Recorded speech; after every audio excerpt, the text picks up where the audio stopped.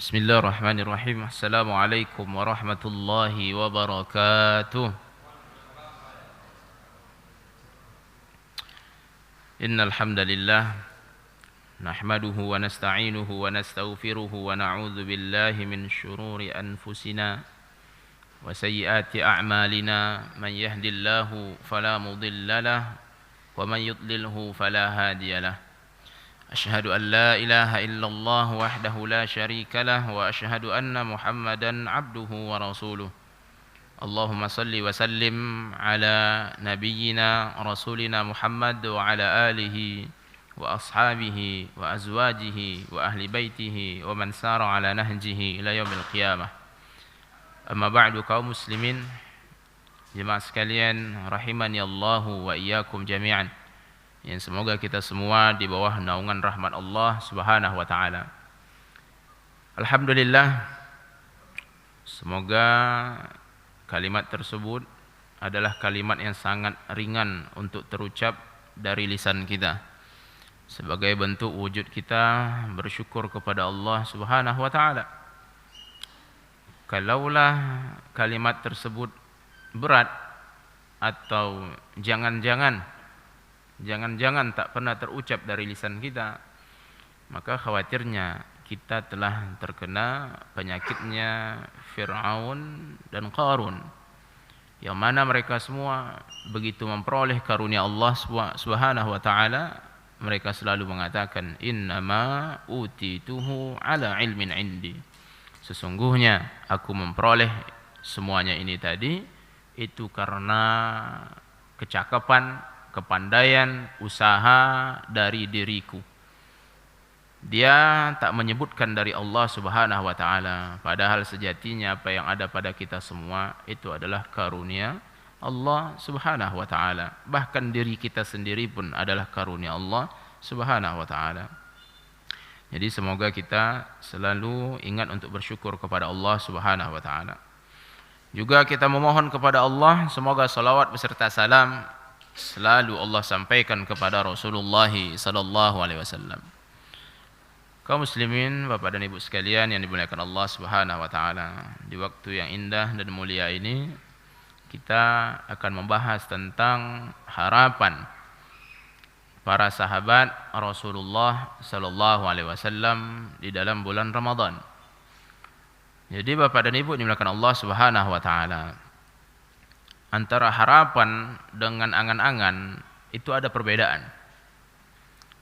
Jadi kita harus bisa membedakan kita ini sedang berharap atau berangan-angan. Jadi ini dulu kita dudukkan. Maka Bapak dan Ibu dimuliakan Allah Subhanahu wa taala, di sini ada petunjuk dari Al-Imam Syekh Ibnul Qayyim rahimahullahu taala tentang apa perbedaan antara berharap dengan angan-angan. Jadi ini nantinya bisa kita ukur pada diri kita semua. Banyak hal-hal yang baik yang selalu terlintas di dalam benak kita. Banyak hal-hal yang baik menjadi renungan-renungan kita. Termenung kita bahkan memakan waktu yang cukup lama terkadang. Nah sekarang kita akan lihat ini apakah harapan atau jangan-jangan angan-angan.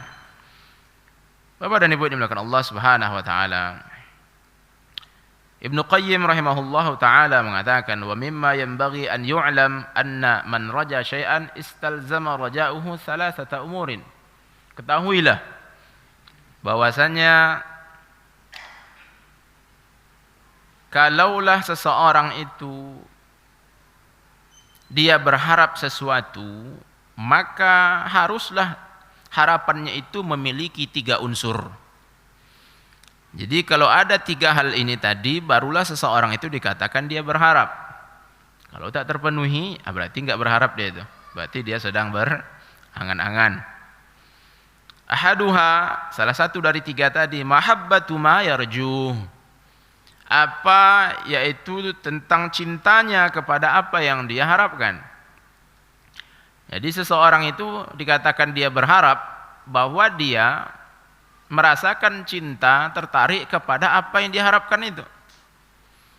Nah, jadi Bapak dan Ibu dimuliakan Allah Subhanahu wa taala. Banyak hal yang kita inginkan, Kita gumamkan di dalam hati kita. Nah, bila ada unsur tertariknya kita ke sana, cinta, suka kita kepada hal tersebut, berarti sudah terpenuhi satu hal. Mungkin ini akan menjadi harapan berarti. Yang kedua, khaufuhu min fawatihi. Unsur yang kedua, baru dikatakan berharap tadi adalah dia khawatir bahwa dia akan kehilangan hal itu. Maka Bapak dan Ibu dimuliakan Allah, contoh yang paling menarik mungkin kita katakan adalah sebagaimana kita tatkala ingin mencari pendamping hidup kita. Nah, itu bisa kita bedakan tuh Pak. Kita dulu ketika ingin mencari pendamping hidup itu harapan, berharap atau angan-angan. Ternyata ada ketertarikan begitu kita jalani langkah syar'i, kita ta'aruf, kemudian bertemu orang tuanya, lalu langsunglah ketika itu kita nazar, lalu ada keinginan, ada cinta, ada ketertarikan ingin menjalin rumah tangga dengan dia. Satu, terpenuhi. Yang kedua, khaufuhu min fawatihi, bahwa kita khawatir, takut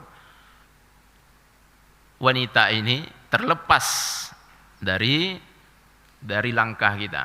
Nah, berarti sudah masuk nih. Berarti ini boleh dikatakan ini adalah harapan. Yang ketiga dan yang terakhir, sa'yuhu fi tahsilihi bihasabil imkan, yaitu upaya untuk meraih dan memperolehnya sesuai dengan kapasitas kita, kemungkinan-kemungkinan yang ada pada diri kita. Nah, apa yang kita lakukan ketika ingin mencari pendamping yang sudah kita tertarik tadi? Kita lalui langkah-langkahnya. Kita datangi orang tuanya, terjadilah khitbah, lamaran.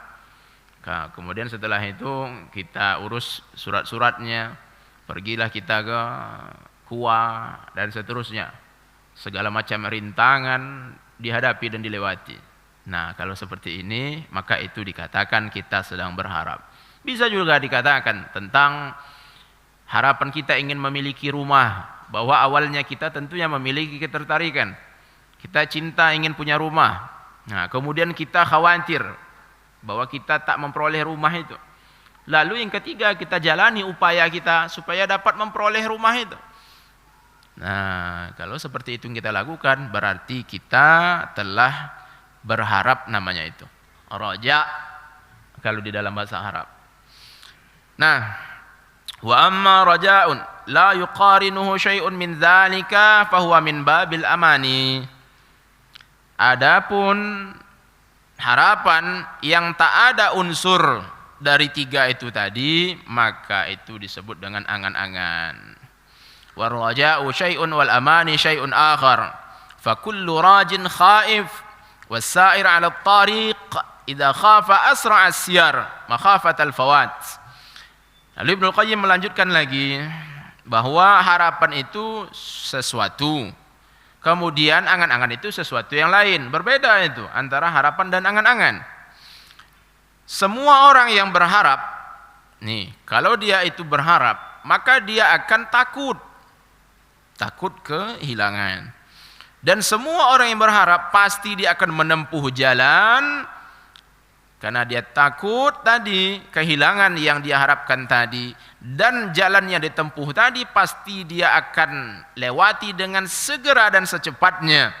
Khawatir yang diharapkan tadi pun hilang.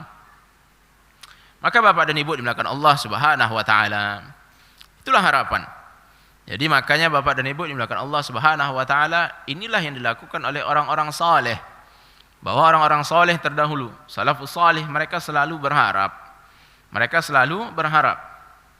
Maka Rasul SAW pun juga menyampaikan kepada kita semua, sebagaimana dalam hadis yang sudah sering kita dengar, man sama ramadhana imanan wahtisaban ghufira lahu ma taqaddama min dzambih.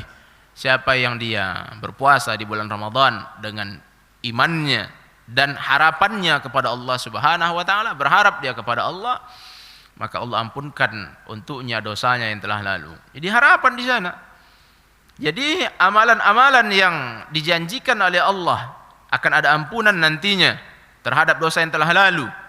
Amalan-amalan tadi disampaikan oleh Rasulullah dalam keadaan berharap, yang artinya bahwa dia cinta terhadap yang dia lakukan itu, kemudian dia takut terlewatkan itu, lalu dia pun berupaya untuk melangkah melaksanakan hal-hal tadi. Seperti apa? Seperti halnya dia cinta terhadap puasa ini, dia cinta terhadap tilawatul Quran, membaca Al-Quran, dia cinta terhadap bersedekah, dia cinta terhadap qiyamul lail, salat tarawih, dia cinta. Kemudian apa lagi? Bahwa dia takut dia tak berpuasa, takut dia tidak bisa membaca Al-Quran 1 juz dalam sehari ini, takut dia bahwa dia tak hadir dalam salat tarawih nanti, takut dia bahwa nanti adanya pemungutan donasi, tak ada harta dia di sana, takut. Lalu dia pun melangkah setelah itu, mulailah dia berupaya agar dia bisa puasa, agar dia bisa tilawatul Quran, agar dia bisa qiyamu Ramadan, menghidupkan malam Ramadan, dia berusaha. Maka inilah orang yang berharap. Maka para sahabat Nabi dan orang mulia, inilah posisi mereka. Mereka berharap, mereka tidak berangan-angan. Dan inilah yang mereka lakukan. Salafus saleh, terutama para sahabat Nabi radhiyallahu anhum ajma'in, mereka selalu berharap karena yang mereka inginkan itu selalu mereka lakukan, mereka capai, dan takut kalau terlewatkan. Di dalam Jami' At-Tirmidzi dari hadis Abu Hurairah radhiyallahu anhu, Rasulullah sallallahu alaihi wasallam pernah mengatakan, "Man khafa adlaj, wa man adlaj balagal manzil, ala inna sil'atallahi ghaliyatun, ala inna sil'atallahi al-jannatu." Siapa yang takut, maka dia akan menempuh jalan, dan siapa saja yang menempuh jalan, maka dia akan sampai ke tujuannya. Ketahuilah sesungguhnya barang-barang yang Allah miliki, hal-hal yang Allah miliki itu mahal itu. Ketahuilah sesungguhnya yang Allah miliki, barang yang Allah miliki yang mahal tadi adalah surga. Jadi Rasulullah SAW sudah menyampaikan bahwasanya siapa yang takut, dia pasti akan menempuh jalan. Kalau dia tak menempuh jalan, berarti dia tidak takut itu. Kalau dia tak berusaha, berarti dia tak takut. Nah, siapa saja yang takut, maka dia akan berusaha, berupaya, dan siapa yang berupaya pasti dia akan sampai ke tujuannya. Kaum muslimin, Bapak dan Ibu yang dimuliakan Allah Subhanahu wa taala. Juga di dalam surah Al-Mu'minun ayat 57, ketika Allah Azza wa Jalla berfirman, "Innal ladzina hum min khasyati rabbihim musyfiqun." Sesungguhnya orang-orang yang mereka terhadap pada takut mereka kepada Allah Subhanahu wa taala itu menjadikan mereka berhati-hati. Jadi Bapak dan Ibu dimuliakan Allah Subhanahu wa taala, dalam ayat ini Allah Azza wa Jalla menceritakan tentang orang yang memiliki rasa takut kepada Allah Subhanahu wa taala. Maka setelah itu Aisyah radhiyallahu anha bertanya kepada Rasulullah, dan ini diriwayatkan oleh Imam Tirmidzi. Aisyah radhiyallahu anha bertanya kepada Rasulullah tentang orang takut itu. Siapa orang takut itu kepada Allah? Aisyah bertanya kepada Rasulullah, "Ahumul ladzina yashrabuna al-khamra wa yaznuna wa yasriqun." Apakah mereka yang takut kepada Allah itu adalah mereka-mereka yang minum khamar, juga mereka yang berzina, dan mereka yang mencuri? Mereka-kah yang takut kepada Allah itu? Ya, maksudnya mereka yang telah melakukan maksiat-maksiat ini, setelah itu mereka merasa sesuatu yang berat di dada mereka, membayang-bayangkan apa yang mereka lakukan salah. Inikah yang dikatakan orang takut kepada Allah tadi? Lalu dijawab oleh Rasulullah sallallahu alaihi wasallam, "La ya banatas siddiq." Tidak, wahai putrinya as-siddiq. Bukan itu, bukan mereka yang dikatakan orang-orang yang takut kepada Allah. Lalu siapa yang dikatakan orang yang takut kepada Allah? "Walakinnahum alladzina yasumuna wa yusalluna wa yatasaddaquna."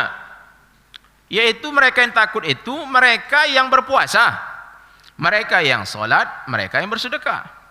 Maka Bapak dan Ibu dimuliakan Allah Subhanahu wa taala. Nah, jadi kan sudah ada perbedaan nih, bisa kita lihat nih.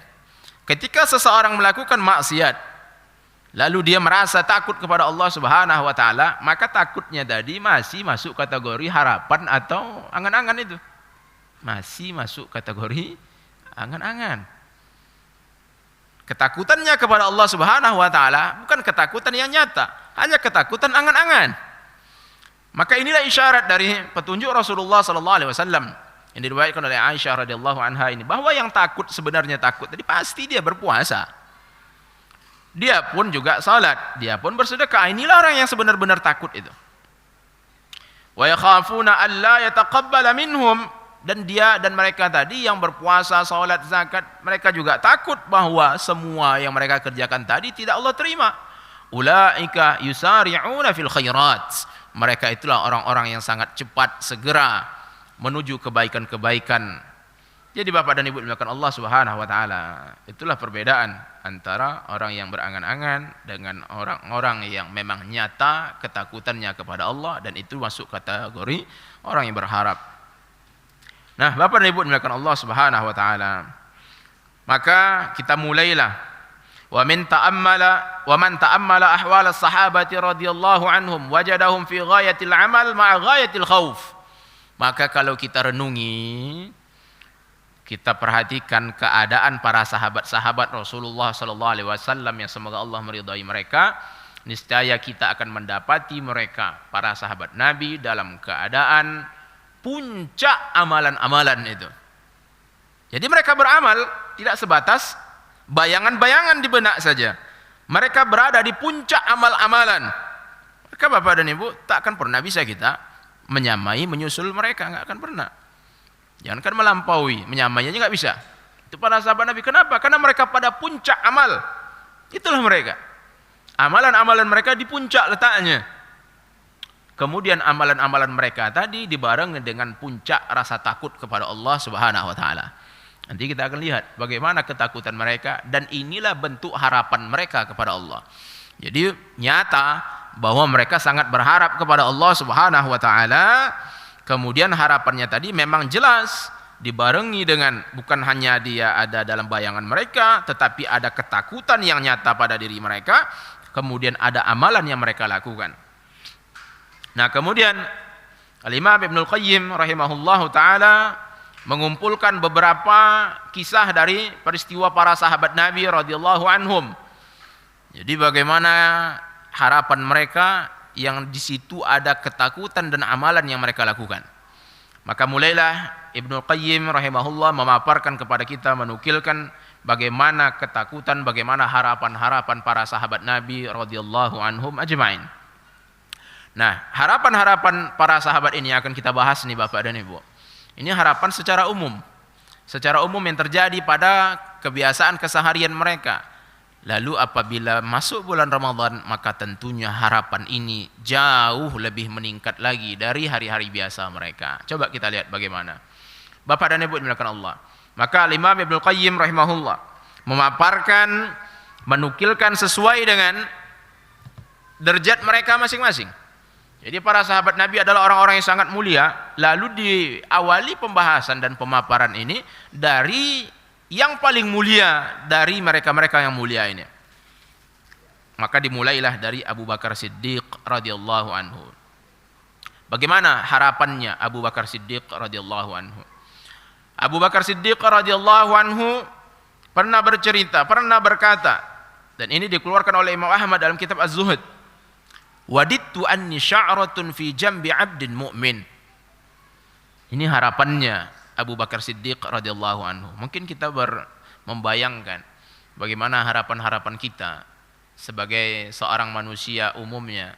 Tentunya bayangan pada diri kita adalah harapan-harapan yang selalu terlintas di benak kita adalah harapan-harapan yang baik, yang menarik untuk kehidupan kita di dunia dan di akhirat. Nah, selalu ada dunianya dulu, tidak akhirat aja. Itu kita, umumnya manusia-manusia umat Nabi SAW di akhir zaman ini. Kalau kita membayangkan tentang kebaikan, harapan-harapan kebaikan, selalu kita barengi dengan dunia dulu, baru akhirat. Nah, dan itu hal yang tidak salah. Ya, bahwa kita menginginkan di dunia ini hasanah dan di akhirat juga hasanah, kebaikan. Hasanah itu Pak, bukan nama orang ya. Bapak dan Ibu dimuliakan Allah Subhanahu wa taala. Jadi itu bayangan umumnya manusia. Umumnya kita selaku hamba Allah membayangkan kebaikan-kebaikan di dunia dan di akhirat. Tentang kebaikan-kebaikan. Tetapi kita lihat ini, harapannya Abu Bakar Siddiq radhiyallahu anhu sepertinya tak pernah kita bayangkan bahwa harapannya seperti ini pula. Yaitu Abu Bakar Siddiq menuturkan, wadittu anni sya'ratun fi jambi 'abdin mu'min. Aku berharap bahwa aku hanyalah sebuah rambut pada tubuh seorang mukmin. Bapak dan Ibu dimulakan Allah Subhanahu wa taala. Apakah ini angan-angan? Tak bisa kita katakan angan-angan. Karena Abu Bakar Siddiq radhiyallahu anhu, apa yang dia katakan ini telah dia usahakan, telah dia lakukan. Mungkin bukan maksudnya dia berusaha untuk jadi rambut, bukan. Tetapi ada usaha-usaha dia yang selaras dengan ungkapannya ini. Lalu kita pun mulailah mencari tahu apa penyebabnya. Sehingga Abu Bakar Siddiq radhiyallahu anhu, dia berharap bahwa dia hanyalah sebuah sehelai rambut pada tubuh seorang mukmin, seorang hamba Allah yang mukmin. Kenapa Abu Bakar Siddiq berharap seperti itu? Maka Bapak dan Ibu di belakang Allah Subhanahu wa taala, maka tak lain jawabannya adalah rambut pada tubuh seorang apabila dia telah jatuh gugur atau bahkan orang itu sendiri telah meninggal dunia, kalau dikuburkan, baik rambut itu sendiri dikuburkan atau sepaket dengan yang punya tubuh sekalian. Nah, tatkala rambut tali telah gugur, lalu terjatuh, lalu hancur, hilang, maka selesai. Itulah perjalanannya sebuah rambut. Selesai. Tetapi ketika kita menjadi seorang manusia, begitu kita meninggal dunia, lalu kita pun dikuburkan, kemudian kita pun dimakan oleh cacing, oleh ulat, hancur semua, tulang kita bahkan yang tak bisa dimakan oleh ulat, dimakan oleh masanya, lalu hancurlah seluruh tubuh kita. Lalu setelah itu hanya tulang ekor saja yang tersisa sampai hari kiamat. Maka ternyata tatkala itu telah kita lalui, belum selesai. Itu masih awal, masih permulaan. Bahkan itu baru pintu gerbang menuju perjalanan yang masih panjang lagi. Maka Bapak dan Ibu dimulakan Allah Subhanahu wa taala, maka inilah yang selalu diucapkan oleh orang-orang kafir dulu. Inilah yang diucapkan oleh Abu Jahal dan kawan-kawannya. Aidza mitna wa kunna turaba, dzalika raj'un ba'id. Apakah apabila kita telah mati dan telah menjadi tanah, kita akan dibangkitkan lagi, hidup lagi? Itu adalah proses pengembalian yang sangat jauh, sangat panjang. Jadi Bapak dan Ibu dimulakan Allah, dakwah Rasulullah SAW selalu menyampaikan ini. Maka Rasulullah di awal dakwahnya pun demikian. Tatkala Rasulullah menyeru, memanggil masyarakat Mekah, diteriaki oleh Rasulullah SAW di pagi hari. Lalu berkerumunlah orang-orang Quraisy mendatangi Rasulullah SAW masih di Mekah ketika itu. Bagaimana pandangan kalian, menurut kalian jika aku kabarkan di belakangku ini ada tentara yang akan menyerang kalian, apakah kalian percaya kepadaku? Ya, wahai Muhammad, kami percaya. Lalu Rasulullah menyampaikan wahyu, petunjuk Allah Subhanahu wa taala. Lalu mulailah mereka meninggalkan Rasulullah, mencaci-caci Rasulullah sallallahu alaihi wasallam. Dan di antara dakwah Rasulullah sallallahu alaihi wasallam ketika itu, Rasulullah sampaikan, wahai Bani Abdi Manaf, wahai Bani Hashim, la ughni ankum minallahi syai'a. Aku tak bisa membantu kalian di hadapan Allah sedikit pun. Sampai kepada Fatimah, wahai Fatimah bintu Muhammad, salini ma syi'ti min mali la ughni anki minallahi syai'a. Mintalah kepadaku apa yang kau mau dari harta, sesungguhnya aku tak akan bisa membantumu di hadapan Allah sedikit pun. Jadi Bapak dan Ibu dimulakan Allah Subhanahu wa taala, Rasulullah sampaikan bahwa nantinya akan ada hari kebangkitan. Nah, inilah yang diingkari oleh orang-orang kafir. Bagaimana bisa bangkit lagi? Sudah menjadi tanah. Nah, jadi Bapak dan Ibu dimulakan Allah Subhanahu wa taala, ternyata inilah hakikat perjalanan hidup kita yang akan kita lalui, bahwa kita akan menjalani proses itu. Maka Abu Bakar Siddiq radhiyallahu anhu sangat memahami bahwasannya apabila kita telah meninggal dunia, bahkan tubuh kita pun sudah sirna, tak ada lagi yang tersisa, ternyata belum selesai. Bahkan itu hanyalah awal dari perjalanan kita yang sebenarnya. Bapak dan Ibu dimulakan Allah Subhanahu wa taala, juga ceritakan bahwasanya Abu Bakar Siddiq radhiyallahu anhu pernah memegang lidahnya. Dipegangnya lidahnya. Kenapakah itu? Apakah ada sesuatu pada lidahnya? Kita lihat.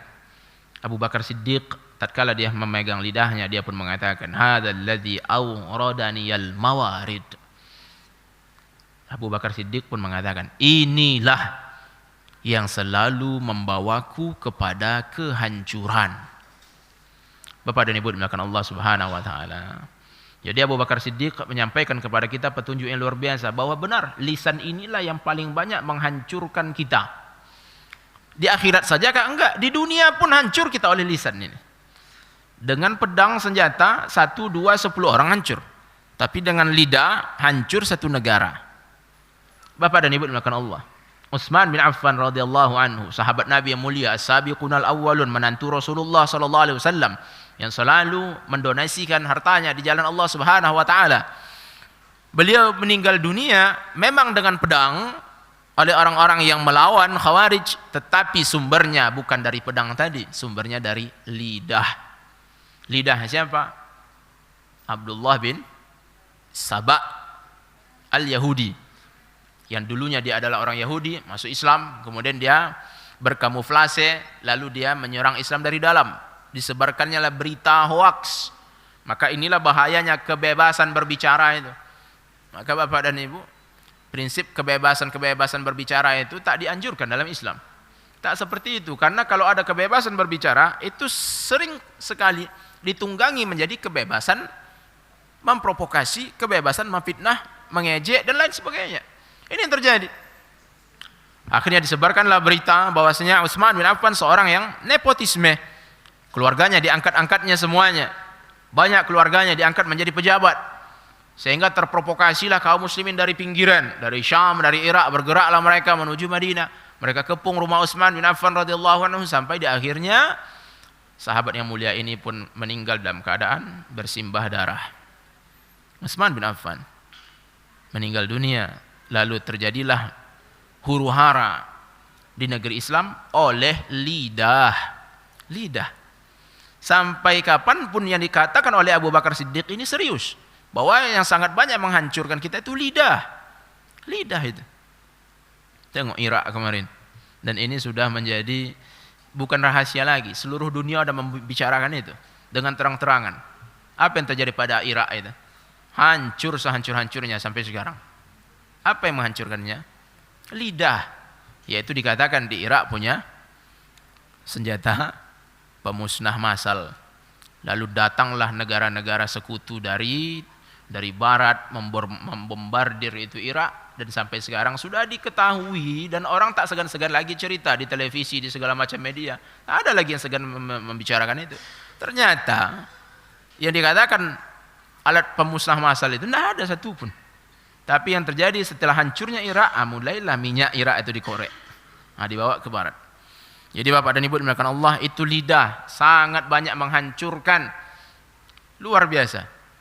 Itu yang skala besar, yang skala kecil, rumah tangga dari lisan juga. Lidah ini juga yang banyak menghancurkan itu. Bermasyarakat, lidah juga itu. Nah itu tentang dunia, dan di akhirat pun juga demikian. Allah Azza wa Jalla menegaskan, ma yalfizu min qaulin illa ladaihi raqibun atid. Tidak ada terucap satu kalimat pun dari lisan tadi, melainkan ada raqibun atid. Selalu itu tercatat semuanya. Jadi Bapak dan Ibu dimuliakan Allah Subhanahu wa taala, itu disampaikan oleh Abu Bakar Siddiq radhiyallahu anhu. Wa kana yabki katsiran, adalah Abu Bakar Siddiq selalu menangis. Nah, apa yang mendorong Abu Bakar ini menangis selalu? Tak lain, ada sesuatu di dalam dadanya. Lalu Abu Bakar pun selalu mengatakan, ibku fa illam tabku fatabaku. Menangislah kalian. Kalau kalian tak bisa menangis, maka berupayalah harus terus menangis, kata Abu Bakar Siddiq. Nah, Bapak dan Ibu dimuliakan Allah Subhanahu wa taala. Jadi Abu Bakar Siddiq radhiyallahu anhu pun pernah berkata kepada Aisyah radhiyallahu anha, "Ya baniyah, wahai putriku, inni usibtu min malil muslimin hadhihi al-aba'ah wa hadha al-halab wa hadha al-'abd fa asri' bihi ila ibn al-Khattab." ketika Abu Bakar Siddiq di penghujung hayatnya, kematian pun hadir di depannya.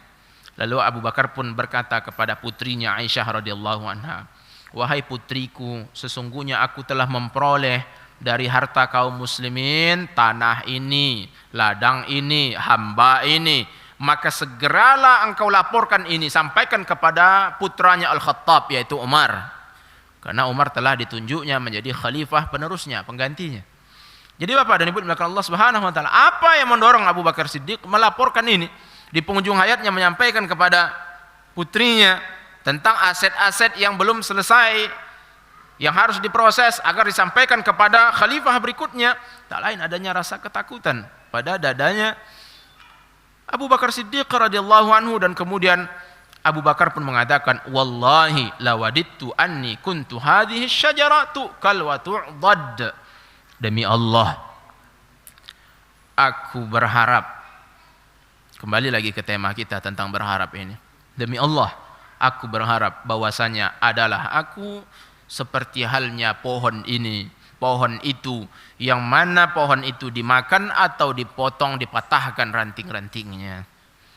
Jadi Bapak dan Ibu dimuliakan Allah, walaupun yang dikatakan oleh Abu Bakar ini hal yang tak mungkin seorang manusia menjadi pohon, tak mungkin itu. Tetapi disampaikan oleh Abu Bakar ini bukan angan-angan, tapi ini masuk kategori harapan.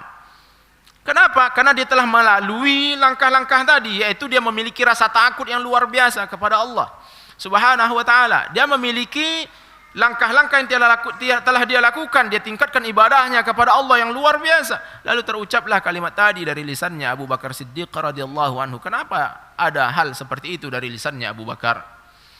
Karena Abu Bakar tadi sangat memahami bahwasanya apabila pohon tadi dimakan, apakah dimakan binatang, dimakan rayap, dipotong, dibakar seperti itu, habis, selesai.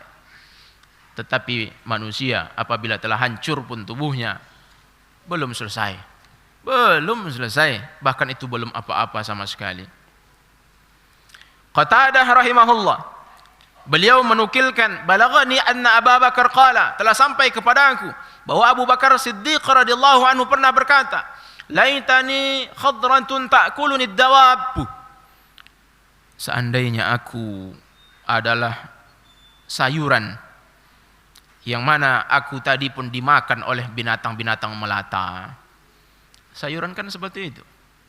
Ubi, kangkung, dedaunan apapun itu.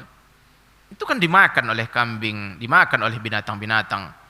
Bahkan ulat pun juga memakannya. Setelah itu selesai, hilang.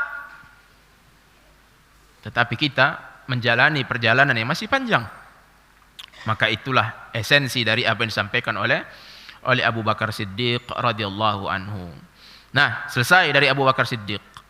Jadi Abu Bakar Siddiq radhiyallahu anhu harapannya adalah harapan yang tak pernah kita bayangkan sebelumnya. Dan tak lain dorongan harapan tadi adalah karena adanya ketakutan yang luar biasa di dadanya terhadap Allah Subhanahu wa taala. Kemudian kita berpindah kepada Umar bin Khattab radhiyallahu anhu. Nah, jadi kan kita ulangi lagi. Yang namanya harapan itu, berharap itu ada 3 unsurnya. Yang pertama tadi,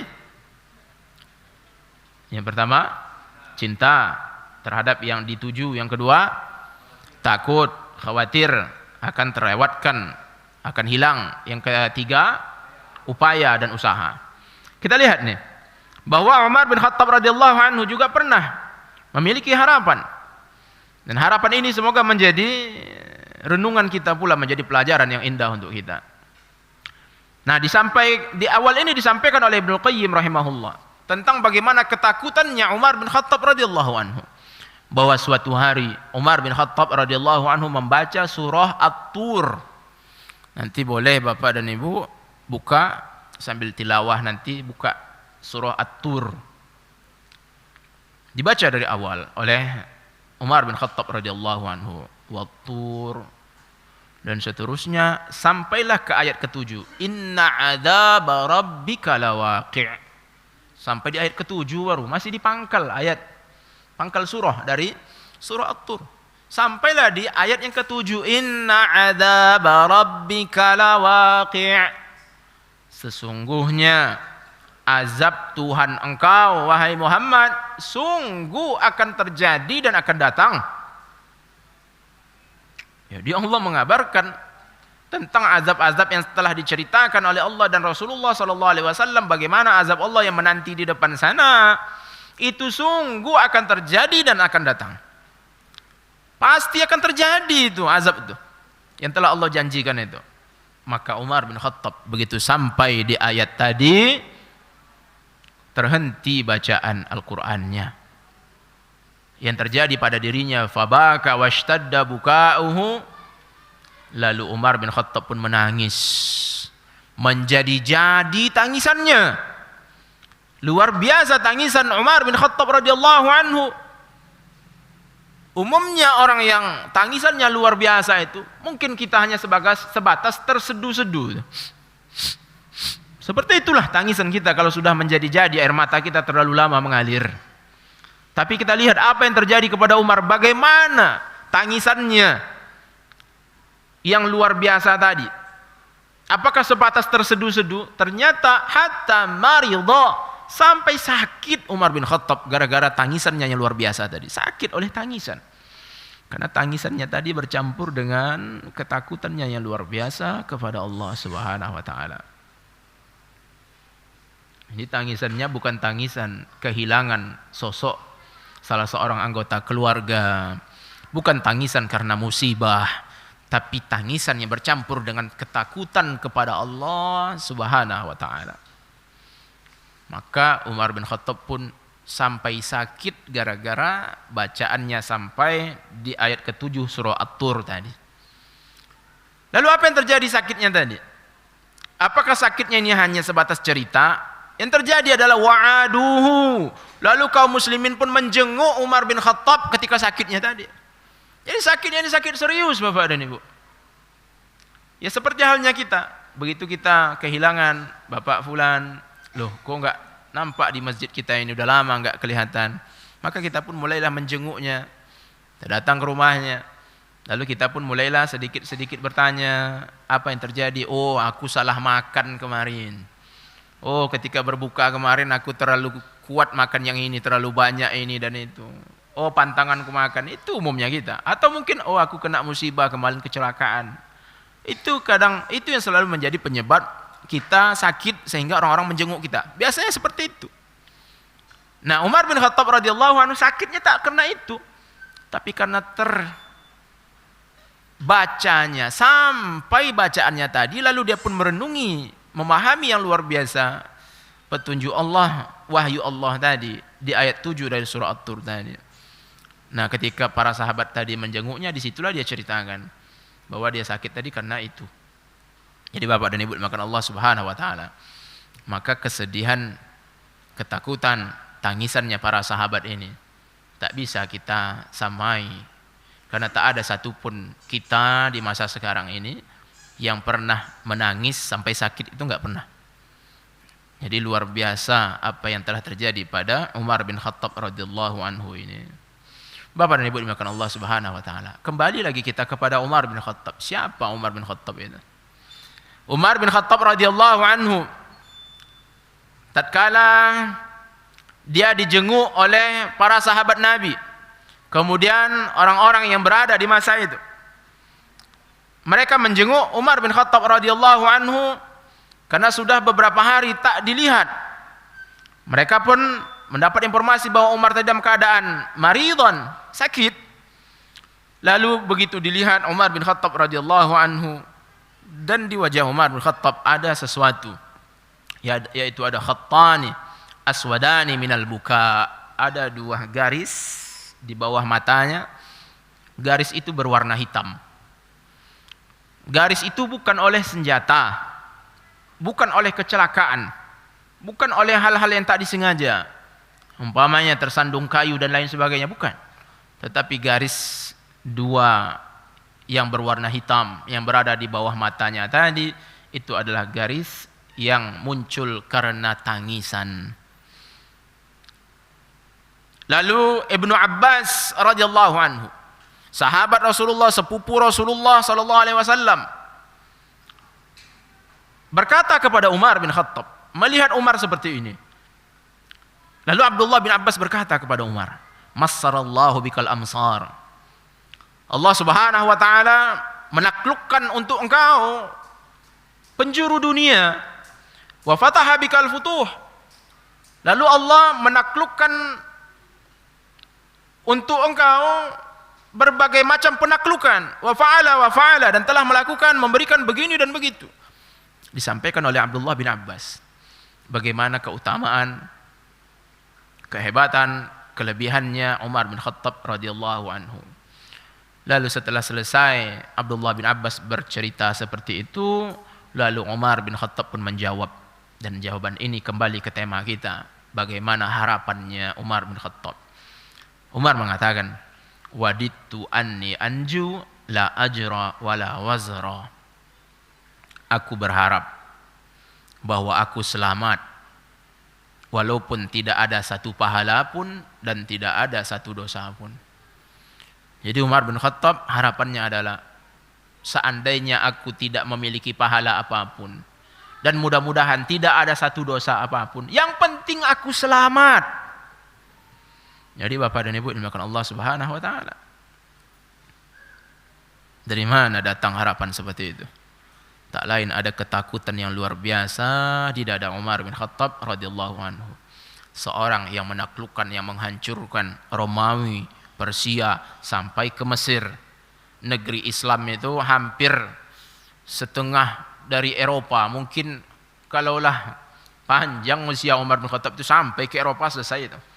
Tetapi itulah takdir Allah Subhanahu wa taala. Umar bin Khattab hanya 10 tahun menjadi khalifah.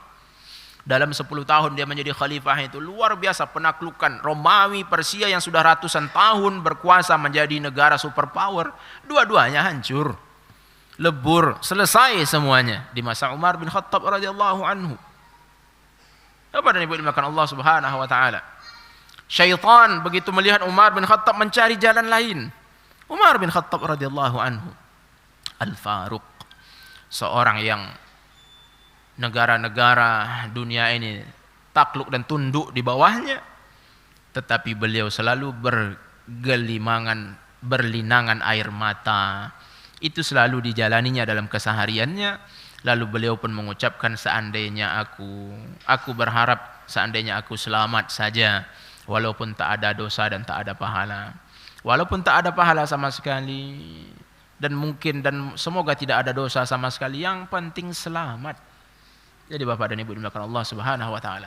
Padahal Umar bin Khattab radhiyallahu anhu adalah orang yang telah dikabarkan oleh Rasulullah akan masuk syurga. Salah satu dari 10 orang yang disebutkan namanya oleh Rasulullah sallallahu alaihi wasallam. Nah, Bapak dan Ibu dimuliakan Allah Subhanahu wa taala. Lalu Ibnu Qayyim berpindah lagi kepada Utsman bin Affan. Utsman bin Affan radhiyallahu anhu juga memiliki harapan. Dan harapannya tadi itu tentunya memiliki dasar adanya rasa takutnya yang luar biasa pula kepada Allah Subhanahu wa taala. Apa harapannya Utsman bin Affan? Yaitu Utsman bin Affan selalu tatkala beliau waqafa 'alal qabri, terhenti di kuburan. Begitu sampai di kuburan terhenti di sana, yabki hatta yabulla lihyatahu. Berhentilah Utsman bin Affan. Lalu beliau pun di kuburan tadi pun menangis sehingga jenggotnya pun basah. Jadi Bapak dan Ibu dimuliakan Allah Subhanahu wa taala, para sahabat Nabi selalu seperti ini. Selalu seperti ini mereka. Jenggot mereka itu selalu dibasahi bukan oleh air saja, tetapi oleh air mata. Jenggot mereka ini bukan hanya dibasahi oleh air mandi, oleh air mencuci muka, bukan hanya seperti itu, tetapi jenggot mereka ini selalu dibasahi oleh air mata. Maka Bapak dan Ibu dimuliakan Allah Subhanahu wa taala, alangkah jauhnya perbedaan kita dengan mereka. Kita jangankan jenggot kita ini basah oleh air mata, berjenggot pun indah. La ilaha illallah. Ada jenggot dicukur habis. Bukankah kita kemarin sudah bahas bagaimana Umar bin Khattab basah jenggotnya itu? Selalu basah jenggotnya oleh air matanya.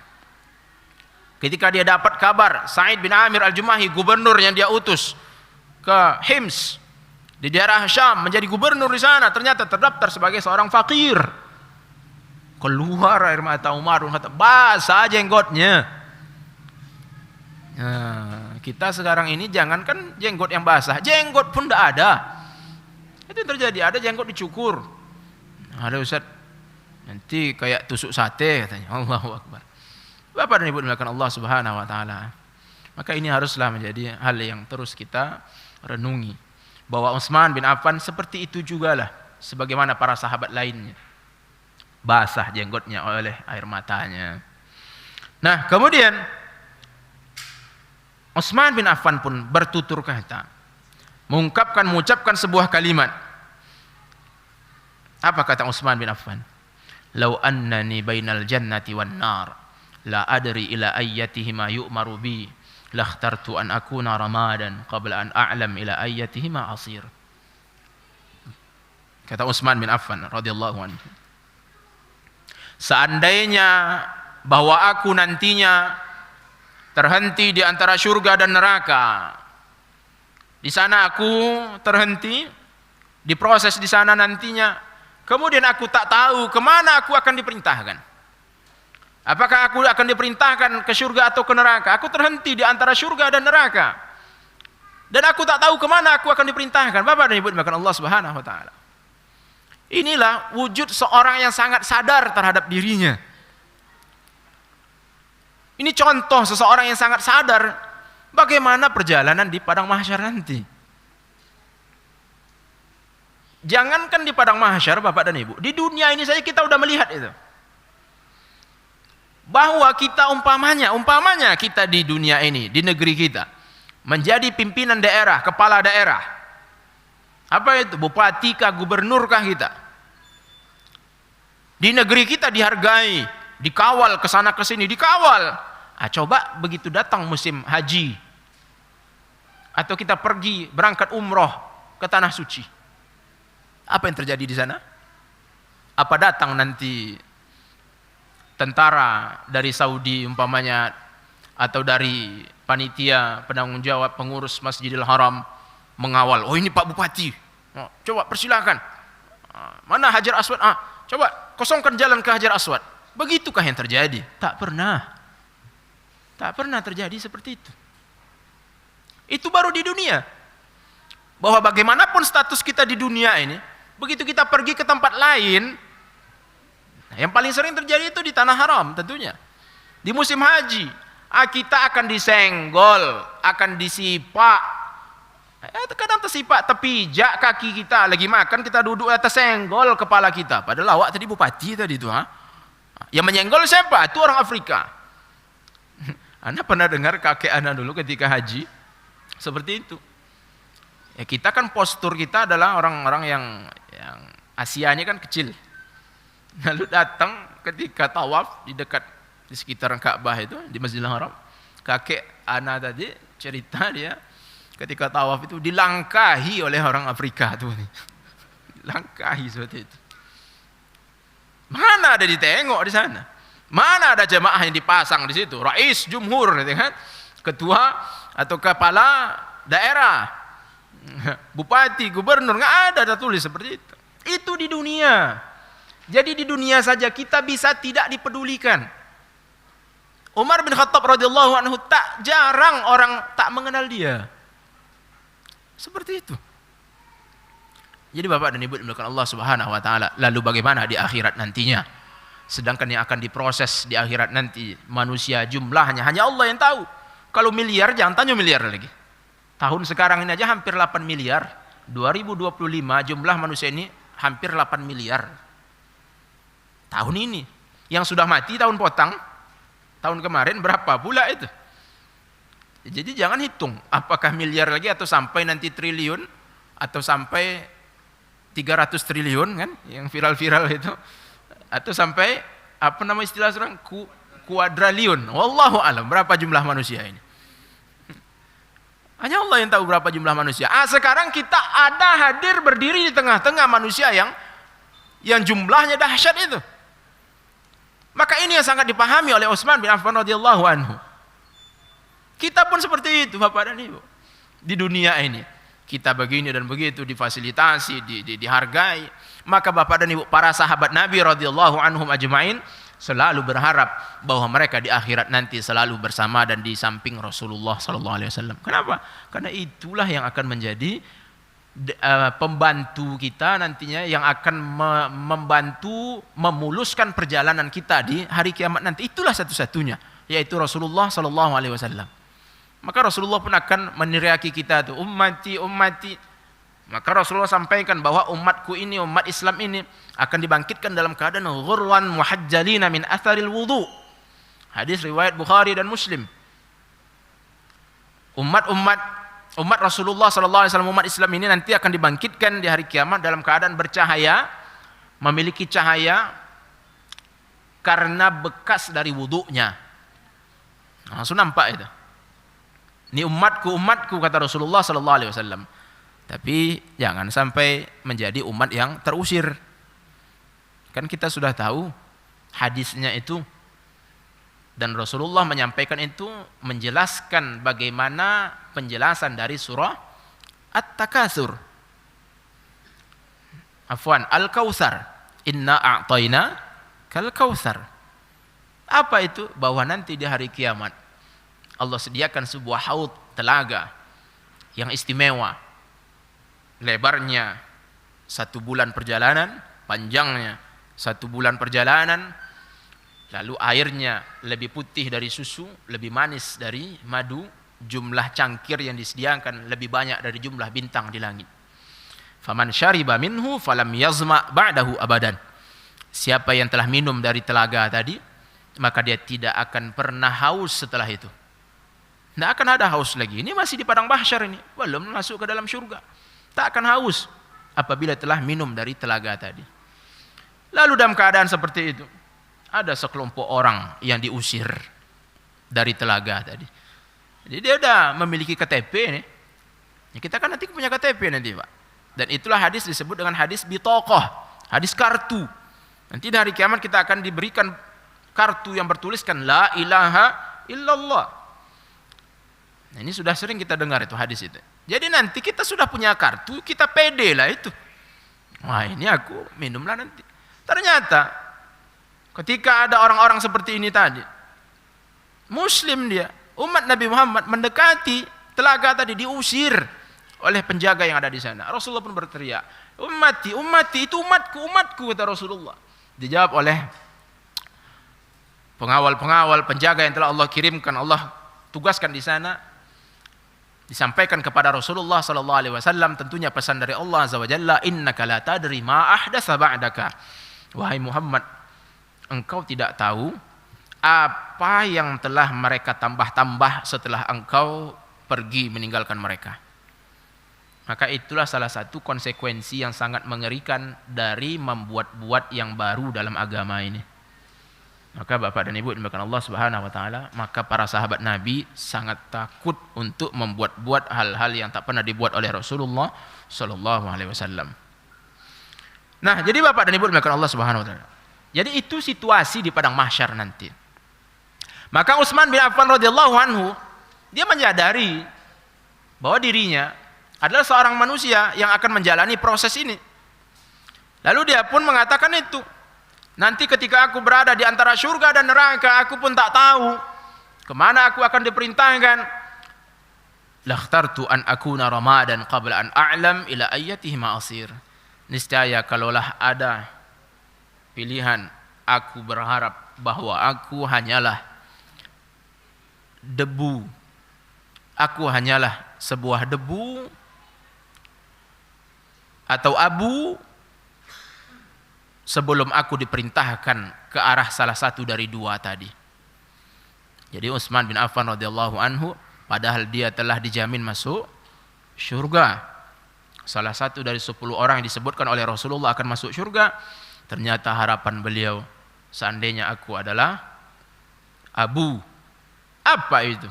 Iya, yang namanya abu tidak ada proses lagi nantinya, tidak akan ada siksaan di hadapannya. Jadi Bapak dan Ibu dimuliakan Allah, yang akan melewati proses nantinya adalah manusia ini. Kita yang akan melalui proses itu. Sedangkan Abu tak ada melewati menjalani proses-proses itu. Hisab, mizan, sirat, qantarah. Tak ada Abu melalui itu. Jadi apa yang mendorong Utsman mengucapkan kata-kata tadi? Tak lain adanya ketakutan yang luar biasa pada dirinya. Lalu kita berpindah kepada Ali bin Abi Thalib radhiyallahu anhu. Bagaimana tangisannya dan ketakutannya Ali bin Abi Thalib. Nah, ini adalah hal yang menarik juga nih Bapak dan Ibu. Ternyata Ali bin Abi Thalib radhiyallahu anhu memiliki ketakutan. Padahal dia seorang yang tak penakut. Ini hal yang menariknya yang harus kita ingat ini. Ali bin Abi Thalib punya ketakutan padahal dia seorang yang tidak penakut. Ali bin Abi Thalib jangankan ketika berperang, sebelum perang, ketika hijrah, siapa yang menggantikan Rasulullah di atas ranjang Rasulullah? Ketika Rasulullah pergi berangkat untuk hijrah, yang menggantikan posisi Rasulullah di atas ranjang, yang kalau istilah kita sekarang nih sebagai apa istilahnya itu? Iya. Tapi bukan tumbal, Pak. Penyamaran. Ini kan penyamaran ini. Jadi Rasulullah akan melaksanakan hijrah. Jadi supaya ada terlihat masih ada orang berada di atas ranjang dan supaya diduga itu adalah Rasulullah SAW. Dan malam itu adalah aksi terakhir yang akan dilakukan oleh orang-orang musyrikin kepada Rasulullah. Terakhir tuh, Pak. Kenapa kita katakan terakhir? Karena sebelumnya mereka mengadakan raker nama itu. Rapat kerja pimpinan-pimpinan orang-orang musyrikin Mekah. Dalam rapat itu, ini diungkilkan oleh banyak ahli sejarah. Dalam rapat itu hadir iblis. Menjelma sebagai seorang manusia ketika itu. Hadir iblis. Rapat ini dipimpin oleh Abu Jahal. Nah, jadi kalau ada kursinya itu pimpinan rapat, itu Abu Jahal duduk situ. Dipimpin oleh Abu Jahal. Jadi Bapak dan Ibu dimuliakan Allah Subhanahu wa taala. Jadi mereka mendiskusikan bagaimana yang harus dilakukan terhadap Rasulullah sallallahu alaihi wasallam. Ini sudah semakin berbahaya. Sudah 13 tahun berlalu, perkembangannya semakin banyak. Orang-orang jemaah haji yang datang dari luar daerah pun begitu datang ke Mekah melaksanakan haji, mereka didakwahi oleh Rasulullah, tadi semakin berkembang Islam ini makin bahaya ini. Lalu mereka mendiskusikan apa yang harus mereka lakukan, maka mereka pun sepakatlah tadi bahwa setiap satu kaum, setiap satu kabilah, satu suku mengutus satu orang yang kuat. Berapa kabilah itu? Kirimlah satu orang setiap kabilah. Lalu utusan tadi, kumpulan dari utusan tadi, mereka lah yang akan maju membunuh Nabi Muhammad SAW. Kenapa harus seperti itu? Karena kalau satu kabilah umpamanya Abu Jahal yang membunuh Nabi Muhammad, maka yang membela Abu Jahal cuma satu, yaitu kabilah dari Bani Makhzum. Kabilah dia saja.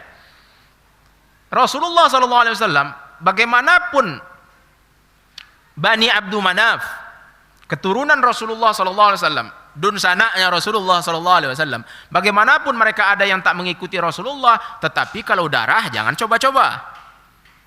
Mereka akan tetap bantu, mereka akan tetap jaga. Itu yang terjadi. Nah, ini pula lah yang menjadi ciri khasnya orang Arab ketika itu. Jadi jangan coba-coba colek kerabat kami, seperti itu. Maka Rasulullah SAW tak berani mereka bunuh. Sampai di penghujungnya mereka berupaya untuk membunuh Rasulullah, dapatlah ide seperti itu. Jadi kalau yang membunuh Rasulullah ini adalah utusan-utusan kabilah-kabilah, berarti nanti kalau datang Bani Abdul Manaf atau dari Bani Hashim ingin menuntut balas, berarti ingin perang melawan seluruh penduduk Mekah. Nah, kan ide brilian ini. Jadi Bapak dan Ibu dimuliakan Allah Subhanahu wa taala, maka sebelum melaksanakan hijrah itu, Ali bin Abi Thalib lah seorang yang meletakkan dirinya sebagai yang menyamar menjadi Rasulullah yang berbaring di atas ranjang Rasulullah sallallahu alaihi wasallam. Itu menyamarnya itu berbaring di atas ranjang Rasulullah itu, maaf, bukan dalam keadaan terbuka wajah itu. Ya, kalau awak di posisi itu, Pak, awak buka wajah itu supaya apa? Nanti tertusuk pula langsung nanti. Itu dalam keadaan tertutup. Artinya kalau seandainya masuklah orang tadi langsung ditikamnya, mati itu Ali. Tetapi itulah bagaimana keberanian Ali bin Abi Thalib radhiyallahu anhu, dan mereka pun begitu mendapati ada jasad di atas tadi, mereka ternyata tidak langsung membunuh. Ditengoknya ternyata Ali bin Abi Thalib. Sedangkan Rasulullah sallallahu alaihi wasallam sudah hijrah. Mereka tadi sudah mengepung rumah Rasulullah sallallahu alaihi wasallam. Lalu Rasulullah keluar di depan mata mereka. Di depan mata mereka, tapi mereka tak melihat itu. Ketika itu Allah ceritakan, wa ja'alna min baini aydihim sadda wa min khalfihim sadda fa aghshaynahum fahum la yubsirun. Kami jadikan di depan mereka ada penutup, di belakang mereka ada penutup. Lalu kami tipu mereka sehingga mereka pun tak melihat. Lalu sangat banyak diriwayatkan oleh ahli sejarah, Rasulullah pun meletakkan debu di atas kepala mereka. Jadi begitu menjelang pagi itu mereka dibangunkan oleh Abu Jahal. Apa dia di kepala kalian kau? Dan seterusnya. Nah, Bapak dan Ibu, itu tadi wahyu Allah Subhanahu wa taala menjelaskan peristiwa Rasulullah yang Allah bantu sehingga mereka tak melihat Rasulullah. Nah, ayat tadi jangan diamalkan sebagaimana orang-orang sebelah. Tahu apa kan? Dibaca ayat tadi 1 kali, 1000 kali, 100 kali, 1000 kali diulang-ulang itu. Lalu nanti begitu ada razia, wa ja'alna min baini aydihim sadda. Enggak begitu posisi ayat Al-Qur'an itu. Jadi sampai ada anak dengar pula itu menjadi cara untuk supaya tak terlihat katanya. Jadi ada bacaan dalam Al-Qur'an supaya tak terlihat. Oh, pantasan mereka percaya dengan hal-hal seperti itu. Jadi mereka ya diajarkan seperti itu, baca 100 kali, 1000 kali. Nanti bacanya ada yang 3 kali, 7 kali, 1 napas. Itu luar biasa napasnya itu. Diulang-ulangnya sampai 3 kali, 7 kali. Tapi tak seperti itu Bapak dan Ibu dimulakan Allah. Enggak ada kejadiannya. Sa'ad bin Abi Waqqas radhiyallahu anhu dalam perang Qadisiyah menghadapi Persia. Panglima perang Islam itu Sa'ad bin Abi Waqqas. Panglima perangnya Persia di Qadisiyah tadi adalah Rustum, yang sudah kita bahas kemarin itu. Itu kan enggak ada dalam sejarah itu bahwa Sa'ad bin Abi Waqqas dalam perang itu dibacanya ayat tadi itu. Waj'alna min baini aydihim sadda. Lalu tak terlihatlah Sa'ad bin Abi Waqqas maju, tiba-tiba udah di samping Rustum. Apa cuy ya kan? Sudah ditikamnya umpamanya tumbang Rustum, bacanya lagi menghilang, didatanginya raja Persia Yazdajirad itu. Tiba-tiba lagi makan anggur umpamanya raja itu, tengoknya siapa kok ya kan? Selesai. Enggak ada, itu dongeng. Enggak pernah ada kejadian seperti itu. Jadi Bapak dan Ibu dimakan Allah, ayat-ayat Al-Qur'an tidak untuk seperti hal itu. Nah, kalau untuk ruqyah beda hal lagi. Tapi kalau untuk dibacakan dengan khasiat ini dan itu, sebaiknya kita tinggalkan. Nah, jadi Bapak dan Ibu dimuliakan Allah Subhanahu wa taala. Jadi Ali bin Abi Thalib adalah seorang yang pemberani, yang kuat, yang luar biasa. Itu sebelum perang. Ketika hijrah dia menggantikan posisi Rasulullah, menyamar sebagai Rasulullah. Setelah hijrah, Ali bin Abi Thalib di perang pertama, di perang Badar. Setiap perang selalu Ali bin Abi Thalib tampil di awalnya. Perang Badar dia maju di awalnya, disebut dengan mubarazah, atlubul mubarazah. Jadi orang-orang kafir itu maju di perang Badar, beberapa yang senior-seniornya, aku pinta kepada kalian duel, adu tanding one by one. Yang maju itu Ali salah satunya, maju Ali. Di perang Uhud Ali maju radhiyallahu anhu. Di perang Khandaq, perang Ahzab Ali juga maju. Di perang Hunain, perang Bani Quraizah Ali juga maju. Maka seorang Ali bin Abi Thalib radhiyallahu anhu adalah seorang yang luar biasa. Jadi seorang yang pemberani, keberanian luar biasa di kancah peperangan. Itu Ali bin Abi Thalib. Setiap kali ada perang selalu dia maju sebagai muqaddimah perang itu. Kalau istilah kita sekarang mungkin ya sekapur sirihnya lah perang itu. Siapa yang maju duluan, bagaimana openingnya, itu selalu Ali bin Abi Thalib yang maju. Jadi Ali bin Abi Thalib tak diragukan keberaniannya. Nah, rupanya Ali bin Abi Thalib memiliki ketakutan juga. Tapi takutnya ternyata bukan kepada musuh-musuh Islam itu. Coba kita lihat. Ali bin Abi Thalib radhiyallahu anhu mengatakan bahwasanya ketakutannya ada pada dua hal, yaitu tulul amal wattiba'ul hawa. Ketakutan Ali bin Abi Thalib ada pada panjangnya angan-angan. Yang kedua adalah mengikuti hawa. Ali bin Abi Thalib takut terhadap dua hal tadi. Lalu Ali pun menceritakan, fa amma tulul amali fayunsiyal akhirah wa amma ittiba'ul hawa fayasuddu 'anil haqq. Adapun membanyak-banyakkan, memanjang-manjangkan hayalan-hayalan, maka itu selalu membuat orang tadi melupakan akhirat. Itulah yang terjadi kalau kita berangan-angan. Ini sawit nih kalau berbuah nanti ini akan beli lahan di sebelahnya pula. Terus angan-angan tadi seperti itu. Terus berangan-angan, lupa bahwasanya ada sesuatu yang akan datang mendadak, yaitu kematian. Ya'ti baghtatan, mendadak datangnya tanpa ada yang tahu. Jadi itu yang terjadi. Kalau panjanglah angan-angan, maka akan lupa akhirat. Adapun mengikuti hawa, maka itu akan menutupi dari kebenaran. Maka Bapak dan Ibu dimuliakan Allah Subhanahu wa taala, hawa inilah penutup seseorang dari kebenaran itu. Maka itulah yang terjadi kepada semua orang sampai hari ini. Sampai hari ini, Pak. Kalau dulu kita tengok Firaun, ternyata dia menolak, memerangi, melawan Nabi Musa. Ternyata di dalam hatinya itu ada keyakinannya bahwa yang disampaikan oleh Nabi Musa adalah kebenaran. Allah ceritakan itu, wajahadu biha wastaiqanatha anfusuhum zulman wa uluwa. Mereka Firaun dan konco-konconya itu, mereka melawan terhadap ayat-ayat Allah tadi. Mereka ingkari itu semuanya. Padahal hati mereka meyakini itu. Namun ada kezaliman dan ada kesombongan di dalam hati mereka. Jadi Bapak dan Ibu, adanya kesombongan, adanya kezaliman, adanya kesombongan di dalam hati tadi, maka itulah menghalangi dia dari kebenaran Allah Subhanahu wa taala. Kesombongan itu apa? Hawa. Maka Bapak dan Ibu dimuliakan Allah Subhanahu wa taala, bukankah tatkala Nabi Musa mendakwahkan bahwa Allah berada di atas Arash, di atas langit sana, apa yang direspon oleh Firaun? Dia panggil asistennya, dia panggil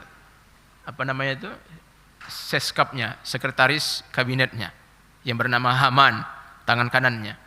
Wa qala Fir'aunu ya Haman nubni li sarhan la'alli ablughul asbab as-samawati fa attali'a ila ilahi Musa wa inni la azunnuhu kadziba. Wahai Haman, buatkan sebuah proyek tangga menuju pintu-pintu, yaitu pintu langit, supaya aku bisa melihat di langit sana kepada Tuhannya Musa. Dan sesungguhnya aku menyangka dan menduga Musa adalah seorang pendusta. Dia katakan dia menduga Nabi Musa adalah pendusta. Tapi proyek tadi kok di ACC-nya? Kan itu dipanggilnya Haman tadi. Tender tadi pun diturunkannya itu. Laksanakan proyek ini. Bangun jalan menuju langit, pintu langit. Supaya apa? Dia ingin melihat Tuhannya Musa. Allah Azza wa Jalla, dia ingin tengok itu di langit, dia ingin intip. Betul nggak dikatakan oleh Musa? Dan aku menduga dia berbohong. Aku menduga Musa adalah seorang pembohong. Kalau memang begitu dugaan dia sebenarnya, kok disuruh juga untuk bangun tangga seperti itu? Ini Bapak dan Ibu dimuliakan Allah Subhanahu wa taala. Apa artinya itu? Artinya Firaun menyadari, membenarkan yang dibawa oleh Nabi Musa itu. Dia benarkan. Tetapi kok terhalang hawa yang menghalangi tadi. Itu pula yang terjadi pada Abu Jahal. Dia dengar selalu, di kupingnya selalu bacaan Al-Quran dari Rasulullah SAW. Dia benarkan. Tapi dia lawan. Apa yang mendorong dia? Hawa. Hawa itu yang paling banyak menghentikan seseorang, menghalangi seseorang dari kebenaran. Sampai hari ini itu. Sampai hari ini. Betapa banyak orang-orang, saudara-saudara kita hari ini, ya, sudah tak dapat dipungkirnya lagi Bapak dan Ibu. Bagaimana sunnah itu, dakwah sunnah itu. Bagaimana kembali kepada Al-Quran dan sunnah berdasarkan pola metodenya para sahabat Nabi.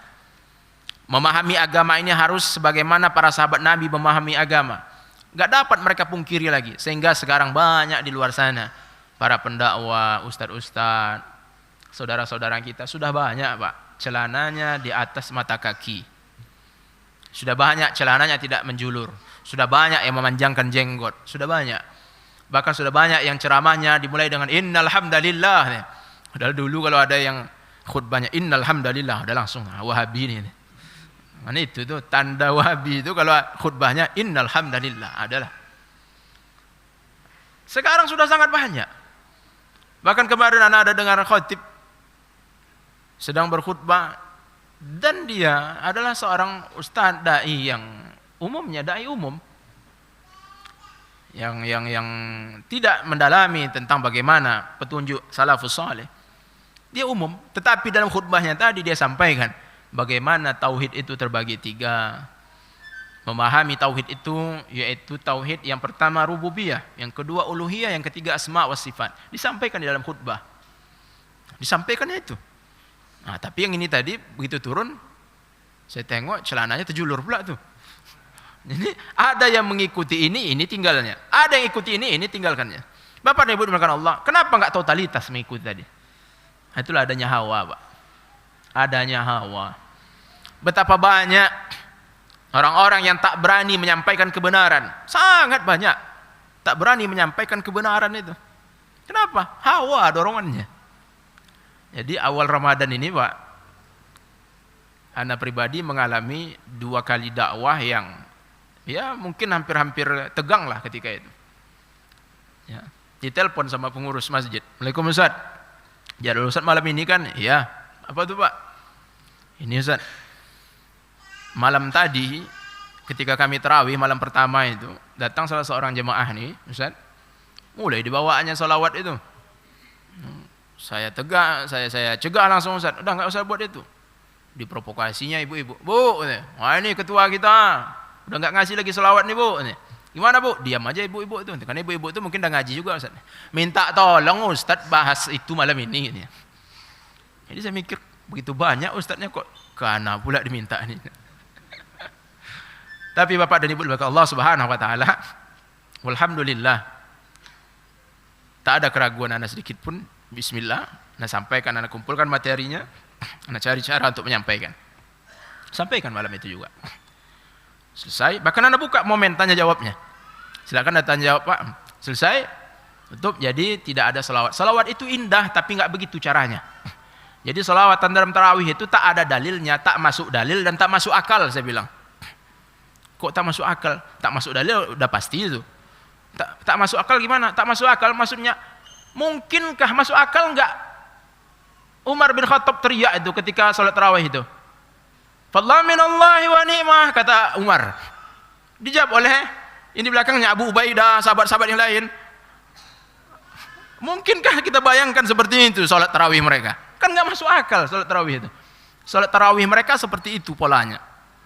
Jadi itu Anda sampaikan. Tidak ada dalil dan tidak masuk akal. Nah, setelah itu selesai. Lalu datang protokolnya agak hening. Protokolnya pun bilang, ya terima kasih apa yang telah Ustaz sampaikan. Semoga menjadi khazanah ilmu kita dan semoga tidak menjadi saling menyalahkan. Itu entah apa artinya nggak tahu nanti. Itu yang pertama. Malam keempat ada jadwal anak lagi situ. 2 kali itu. Ustaz minta tolong satu lagi Ustaz. Alhamdulillah udah nggak ada salawat lagi nih Ustaz. Itu yang terjadi Pak. Yang kedua nih Ustaz, sab solat tak pernah mau jamaah kami ini merapatkan sab Ustaz. Tetap berjarang. Ada salah seorang Ustaz juga di jamaah itu Ustaz. Bapaknya sepulan itu Ustaz. Tanda-tanda Ustaz. Jadi bapak itu tidak mau, Ustaz itu nggak mau merapatkan sab Ustaz. Berjarak semuanya. Sekali lagi, saya simpan, saya kumpulkan materi tentang sab solat, duduk dengan mereka, bahas tentang itu langsung. Sebelum itu Pak, ayo Pak kita coba praktikkan Pak ya, bagaimana saf solat sesuai petunjuk Rasulullah. Yang pertama Rasulullah itu oleh para sahabat Nabi diceritakan selalu Rasulullah kalau solat itu kakinya itu menghadap ke kiblat jari-jarinya. Jadi jangan ada yang mengangkang begini Pak. Nah, jadi menghadap ke kiblat. Nah kemudian Rasulullah mengatakan wala tadaru furujati syaitan. Jangan biarkan ada kosong-kosong untuk syaitan. Jadi kalau ada longgar nanti Pak, ada kosong, sekecil apapun kosong itu, maka disitulah akan masuk syaitan nanti. Nah, sekarang coba kita praktekkan Pak. Nah, gimana Ustaz? Nah ini Pak, dapatkan, sejajarkan tumit Pak, jangan ujung jari. Kalau ujung jari nanti ada yang panjang begini-gini, sapnya nanti Jadi sejajarkan tumitnya, kemudian bahu dan seterusnya. Nah, nampak nih Pak? Oh ya, nanti kita praktekkan. Alhamdulillah, anda langsung imam. Ketika anda imam, anda perintah, anda arahkan langsung Pak, rapatkan sapnya. Rapat. Ada yang jarang, Pak kayak tadi Pak, saya bilang. Rapat semuanya, walhamdulillah. Nah tengok wajahnya. Ada gak wajah ini yang bahkan nunggu di parkiran Pak? Walhamdulillah tidak ada wajah menunggu di parkiran. Begitu keluar, datanglah jemaah itu, salah satunya adalah wakil Bupati Kampar periode 2 periode yang lalu. Dan dia alhamdulillah sudah ngaji Bapak itu. Ditunggunya di luar. Jadi Pak mantan wakil bupati nahan, lalu dititip sesuatu, mungkin beliau merasa sesuatu, maka dititip sesuatu untuk anak. Ustaz, jazakallahu khairan. Nah, jadi Bapak Nabi makan Allah Subhanahu wa taala. Selesai itu sampai tadi malam masih di situ, malam ke-8, tanggal 8 malam 9. Walhamdulillah tidak ada lagi selawatan, tidak ada lagi salat yang jarang. Semuanya rapat semuanya, walhamdulillah, sampai ustadz yang tadi itu pun dia sendiri merapatkan sapnya, cerita jemaah yang lain. Walhamdulillah. Jadi Bapak dan Ibu dimakan Allah Subhanahu wa taala. Hal seperti ini sudah diketahui oleh semua ustadz nih tentang hukum merapatkan sap. Tetapi kenapa tidak ada ustadz-ustadz atau minim ustadz-ustadz yang mau bersikeras menggerakkan jemaah itu agar merapatkan sap itu? Apa itu? Adanya hawa, Pak. Itulah kembali ke petunjuk Ali bin Abi Thalib. Ada hawa. Apa hawanya itu dalam hatinya? Inilah ceramah terakhir dan disiko. Ya kan? Itulah hawanya. Jadi adanya hawa, adanya dorongan rasanya itu bahwa kalau dia sampaikan kebenaran, maka inilah ceramah terakhir. Takkan diundang lagi. Jadi Bapak dan Ibu makan Allah Subhanahu wa taala, dan itulah pesan dari Ali bin Abi Thalib bahwa kalau ada hawa, maka itulah yang selalu menutup dari kebenaran. Nauzubillah summa nauzubillah. Padahal kebenaran itu kalau kita sampaikan saja enggak ada masalah. Faman syaa'a falyu'min wa man syaa'a falyakfur. Allah sendiri berfirman seperti itu. Siapa yang mau silakan beriman, siapa yang mau silakan kafir. Silakan tolak. Namun ada balasannya nanti di hari kiamat. Waliyadzubillah. Nah, jadi Bapak dan Ibu dimakan Allah Subhanahu wa taala, itu pesan dari Ali bin Abi Thalib radhiyallahu anhu. Lalu Ali bin Abi Thalib pun selesai dari Ali bin Abi Thalib. Juga Ali bin Abi Thalib juga mengatakan bahwa setiap satu dari dunia dan akhirat itu punya anak. Dunia punya anak, akhirat punya anak. Lalu Ali bin Abi Thalib berpesan, "Kunu min abna'il akhirah wa la takunu min abna'id dunya." Jadilah kalian sebagai anak-anak akhirat dan janganlah kalian menjadi anak-anak dunia. Jadi kita ini pasti akan menjadi anak dari salah satu dua hal inilah. Anak dunia atau anak akhirat. Tapi kita ada hak memilih di sana. Kita pilihlah Bapak dan Ibu. Anak dunia kah atau anak akhirat? Nah, kemudian dilanjutkan oleh Ali bin Abi Thalib, "Fa innal yawma 'amalun wala hisab, wa ghadan hisab wala amal." Sesungguhnya hari ini adalah hari untuk beramal. Tak ada hisab hari ini. Hari ini adalah hari beramal, tak ada hisab. Tapi besok adalah hari hisab, tapi tak ada amal. Kebalikannya, hari ini amal enggak ada hisab, tapi besok hisab dan tidak ada amal. Maka Bapak dan Ibu, itulah yang ada di bayang-bayangannya Ali bin Abi Thalib, sehingga Ali bin Abi Thalib pun menjadi seorang yang takut. Kita lanjut lagi ke Abu Darda radhiyallahu anhu. Abu Darda radhiyallahu anhu luar biasa pula takutnya pada Allah Subhanahu wa taala tentang hari kiamat. Lalu dia selalu berkata pada dirinya sendiri, Abu Darda ini. Apa kata Abu Darda? Qad alimta. Aku khawatir nanti dikatakan kepada diriku, wahai Abu Darda, ya Abu Darda, qad alimta. Fa kaifa amilta fima alimta? Wahai Abu Darda, kau sudah tahu, lalu apa yang telah kau lakukan terhadap apa yang kau sudah tahu itu? Kau sudah berilmu wahai Abu Darda. Apa yang telah kau lakukan terhadap apa yang telah kamu berilmu di sana tadi? Jadi itu yang selalu dibayang-bayangi oleh Abu Darda radhiyallahu anhu, sehingga beliau pun selalu merasa ketakutan. Nah, juga nanti kita akan sampai bagaimana harapannya Abu Darda. Juga Abu Darda mengatakan, "Lau ta'lamuna ma antum laquna ba'dal mauti, lama akaltum ta'aman ala syahwatin, wala syaribtum syaraban ala syahwatin, wala dakhaltum baitan tastazilluna fihi, wala kharajtum ila as-sa'idi tadribuna sudurakum wa tabakuna ala anfusikum." Abu Darda mengatakan, seandainya kalian mengetahui apa yang akan kalian temui sana. Ini Abu Darda berbicara tentang akhirat ini. Seandainya kalian tahu apa yang akan kalian jumpai setelah kematian kalian, niscaya kalian tak akan sanggup makan dalam keadaan berselera. Tidak berselera kalian makan lagi itu. Dan kalian tak akan sanggup minum dalam keadaan berselera. Nggak akan sanggup, nggak akan selera kalian minum itu. Dan kalian tidak akan masuk ke rumah kalian untuk beristirahat. Akan sanggup. Niscaya kalian akan keluar dari rumah kalian. Kalian menuju dataran, kalian menuju Sa'id, sebuah daerah dataran tinggi, lalu kalian pun memukul dada kalian, lalu kalian pun menangisi diri kalian sendiri. Lalu Abu Darda menutup ungkapannya dengan, "Wala wadittu anni syajaratun tu'dadu thumma tu'kal." Sungguh-sungguh aku berharap bahwa aku adalah sebuah pohon yang dipatahkan rantingnya kemudian dimakan. Abu Darda mengatakan harapannya bahwa dia berharap dia hanyalah sebuah pohon yang sebagaimana harapan sahabat-sahabat lain tadi sebelumnya, yang mana pohon tadi hanyalah dimakan, dipatahkan rantingnya, dibakar, lalu selesai. Sedangkan kita akan menemui sesuatu yang kalau kita ketahui sebenarnya, maka makan dan minum takkan enak lagi kita rasakan. Itu Abu Darda radhiyallahu anhu. Maka Abu Darda radhiyallahu anhu ini sudah kita bahas di pembahasan sahabat kemarin. Ini adalah seorang yang memang betul-betul menolak dunia ini. Saking dia menolak dunia, ketika putrinya Darda ini dilamar oleh Muawiyah bin Abi Sufyan. Ketika Muawiyah menjadi khalifah, Muawiyah melamar putrinya Abu Darda untuk dinikahkan dengan putranya Muawiyah, yaitu Yazid bin Muawiyah, artinya putra mahkota, calon raja berikutnya, mau dinikahkan dengan putrinya Abu Darda. Yang dilakukan oleh Abu Darda adalah beliau menolaknya tanpa keraguan sedikit pun. Lalu orang-orang bertanya kepada Abu Darda, kok bisa lamaran seorang khalifah ditolaknya? Abu Darda pun menjawab bahwa seandainya putriku ini berada di kerajaannya Bani Umayyah, lalu di sebelah kiri dan kanannya ada berbagai macam perhiasan dan perabotan yang mewah, lalu di sebelah kiri dan kanannya ada pembantu-pembantu yang hadir membantu segala urusannya, melaksanakan segala yang diinginkan dan diperintahkan oleh putriku nantinya, ketika itu menurut kalian di mana letak agama putriku itu?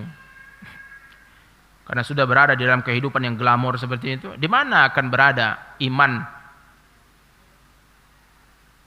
putriku, agama putriku itu di mana akan berada nanti? Itu yang disadari oleh Abu Darda radhiyallahu anhu. Jadi ini sahabat yang memang luar biasa perhatiannya kepada akhirat, dan dunia ini memang tak ada dilihatnya sedikit pun. Lalu kita lanjut lagi kepada Abdullah bin Abbas.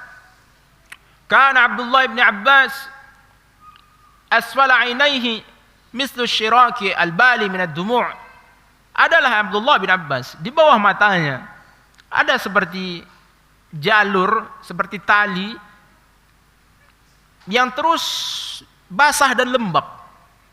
Tapi basahnya itu bukan karena penyakit kulit yang tak kering-kering, tetapi basahnya itu adalah minad dumu', disebabkan oleh air mata. Jadi Bapak dan Ibu dimuliakan Allah, jadi memang serius ini.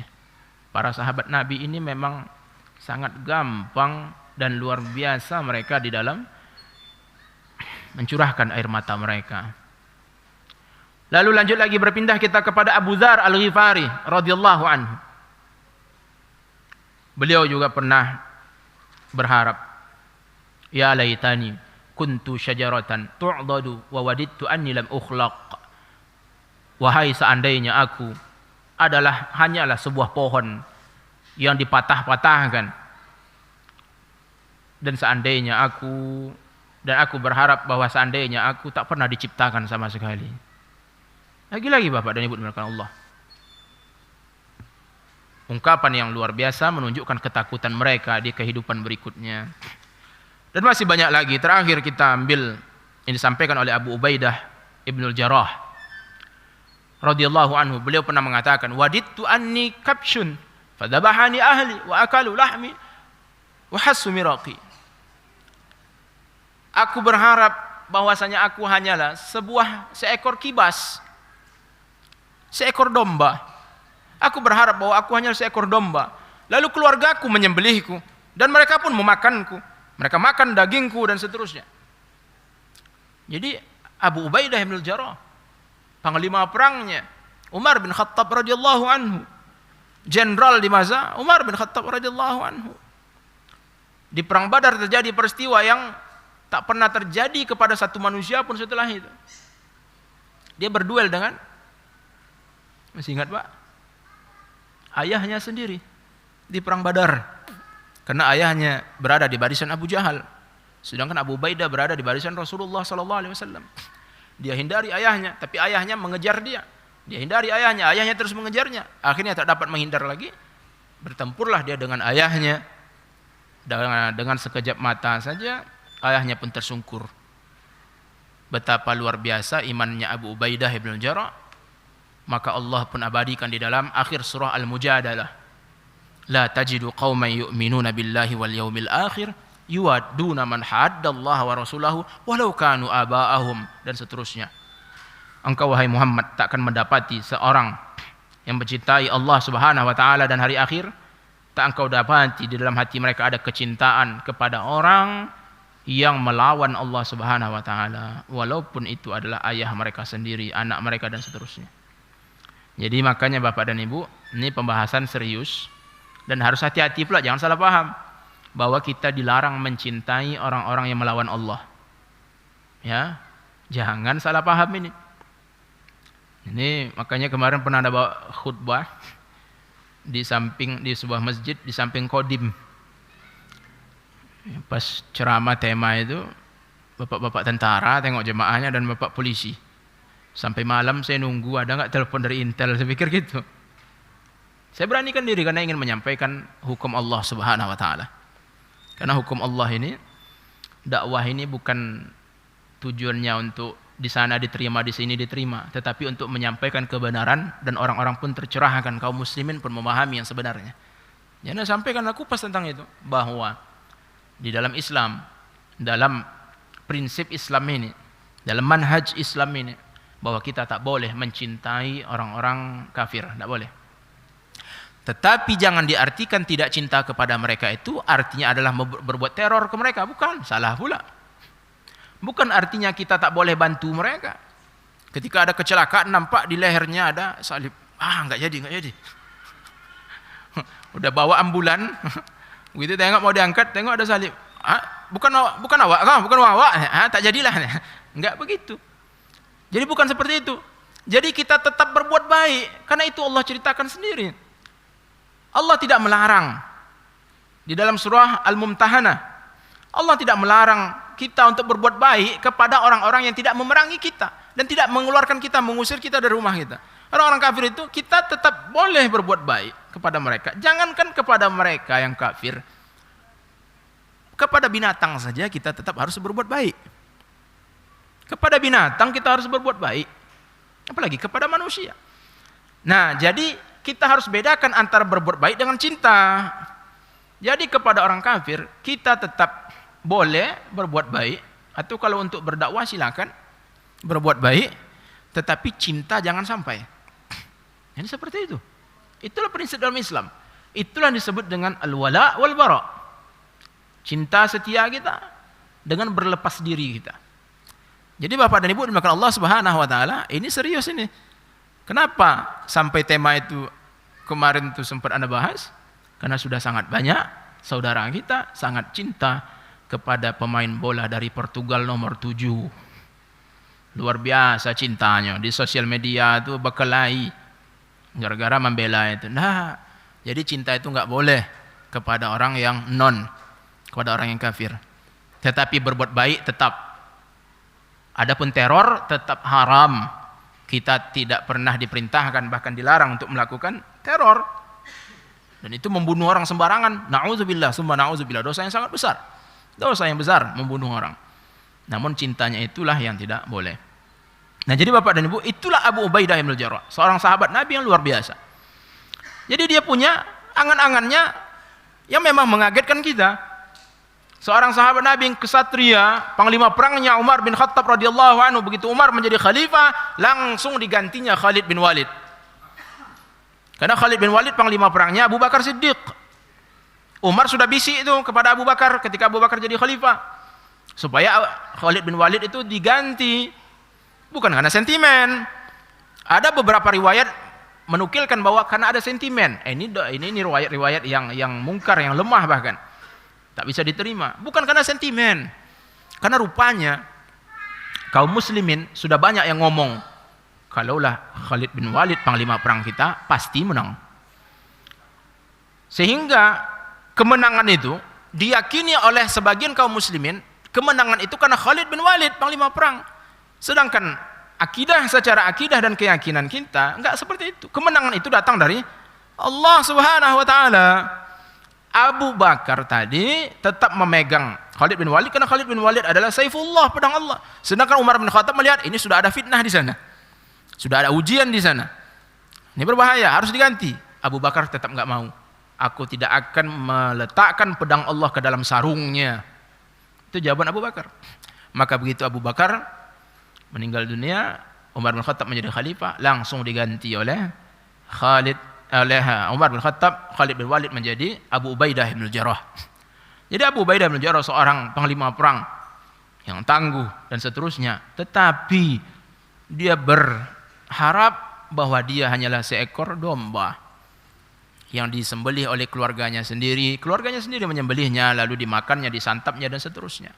Kok bisa panglima perang punya harapan seperti itu? Tak lain ketakutan yang luar biasa. Jadi Bapak dan Ibu dimuliakan Allah Subhanahu wa taala. Jadi inilah harapan-harapan para sahabat Nabi radhiyallahu anhum ajmain. Yang mana harapan itu memenuhi 3 unsur sehingga itu bukan angan-angan. Nah, harapan tadi ternyata didorong oleh satu hal yang sangat besar dalam dada mereka, ketakutan. Ketakutan itulah yang membentuk harapan-harapan mereka. Bagaimana enggak takut? Allah Azza wa Jalla ceritakan di akhir surah Al-Fajr, kalla idza dukkatil ardu dakkan dakka, apabila bumi ini digoncangkan sekuat-kuat goncangan. Bapak dan Ibu, itu bahasa Indonesia tuh. Itu bahasa Indonesia. Kalau Bapak dan Ibu pernah belajar bahasa Arab atau pernah mondok sedikit, Allah Azza wa Jalla mengatakan dukkatil ardu, bumi ini digoncangkan. Dakka ini itu disebut dengan maf'ul mutlak. Maf'ul mutlak itu penekanan, artinya serius. Apabila bumi ini digoncangkan sekuat-kuatnya. Nah itu. Nah sekarang Allah tambah lagi dakka setelah itu. 2 kali Allah ulangi. Dakka. Berarti Bapak dan Ibu, goncangan hari kiamat itu, gempa yang terjadi, goncangan yang Allah hadirkan di hari kiamat nanti itu enggak main-main itu. Yang dulu 9 skala Richter atau 10 tahun 2004, wah, udah hancur kita. Hancur. Seluruh dunia memperhatikan kita tahun 2004 itu. Hanya sedikit skala Richternya. Lalu bagaimana dengan hari akhirat nanti? Itu yang terjadi. Selesai? Belum. Wa jaa rabbuka wal malaku saffan saffa. Dan Tuhan engkau, wahai Muhammad, Allah Subhanahu wa taala datang bersama para malaikat, berbaris-baris saf, rapi barisannya. Waji'a yauma idzin bi jahannam. Lalu di hari itu ditampakkanlah neraka jahanam. Yang hari ini kita hanya berbicara saja, hanya membahasnya saja, tapi di hari itu nampak di mata kita. Bapak dan Ibu dimuliakan Allah Subhanahu wa taala. Sumatera Barat, negeri yang indah dengan segala macam pemandangan alamnya. Ini diceritakan di masjid ini, Pak. Sangat indah. Bagaimana pegunungannya, danaunya, indah sekali Sumatera Barat. Itu cerita kita di sini. Tetapi tatkala kita sampai ke Sumatera Barat, begitu nampak pemandangan tadi, maka yang kita lihat itu jauh lebih dahsyat dari cerita tadi. Jadi yang kita bicarakan indah hari ini, negeri Sumatera Barat yang indah. Begitu kita sampai ke sana jauh lebih indah lagi. Nah, sekarang kita di dunia ini terus kita membahas tentang bagaimana neraka jahanam. Hanya bahasan-bahasan saja. Lalu di dalam surah Al-Fajr Allah ceritakan waji ayauma idzim bi jahannam. Pada hari itu didatangkan, ditampakkan neraka jahanam. Ya Allah. Maka adakah hari yang lebih gawat, genting, panik daripada hari itu? Enggak ada. Itu pula yang mendorong para sahabat Nabi tadi, seperti Utsman bin Affan tadi mengungkapkan seperti itu ungkapannya tadi. Yauma idzin yatadzakkarul insanu wa anna lahu dzikra. Pada hari itu manusia pun ingat dia semua yang telah dia lakukan.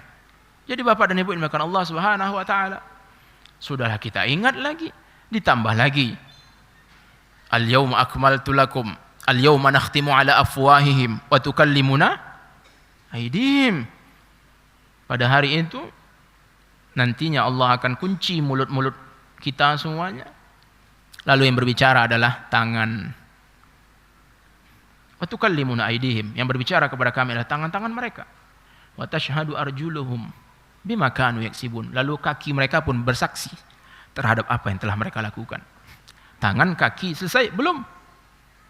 Allah ceritakan lagi. Wa yawma yuhsyaru a'da'ullahi ilan nari fahum yuza'un.